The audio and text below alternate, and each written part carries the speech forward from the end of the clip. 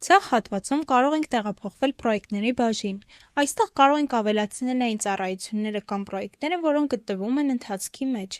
Պրոյեկտները նույնպես կարող ենք տեղաշարժել ըստ փուլերի և յուրաքանչյուր փուլի համար սահմանել համապատասխան առաջադրանքներ։ Սեղմելով աջ հատվածի գրիչի վրա կարող ենք փոխել պրոյեկտի փուլերի հաջորդականությունը և անվանումները։ Պրոյեկտներ կարող ենք ավելացնել սեղմելով կանաչ կոճակի վրա։ Բացված պատուհանում պետք է լրացնել պրոյեկտին վերաբերող անհրաժեշտ ինֆորմացիան, նշել այն դիլը, որին պատկանում է պրոյեկտը։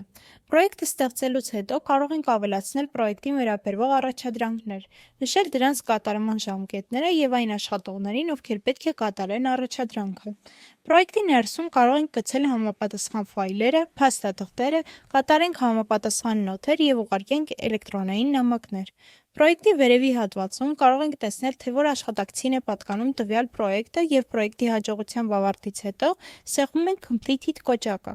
Որևէ փուլում պրոյեկտի ընդհատման դեպքում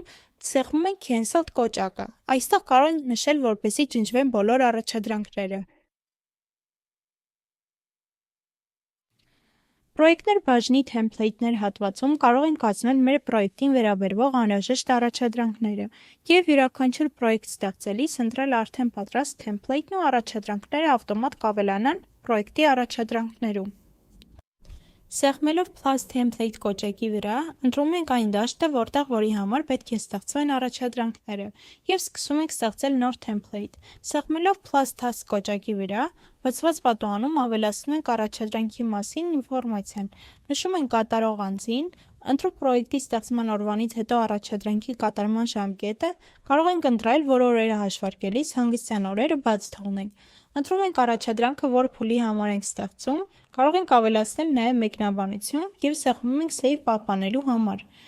Եվ այսպես յուրաքանչյուր փուլի համար ավելացնում ենք առաջադրանքները։ Թեմփլեյթը ստեղծելուց հետո կարող ենք այն օգտագործել նոր պրոյեկտ ստեղծելիս։ Սեղմում ենք Use կոճակի վրա, լրացնում պրոյեկտի անվանումը, մնացած դաշտերը և սեղմում Save։ Արդյունքում ստեղծվում է նոր պրոյեկտ, արդեն ներսում նշանակված առաջադրանքներով։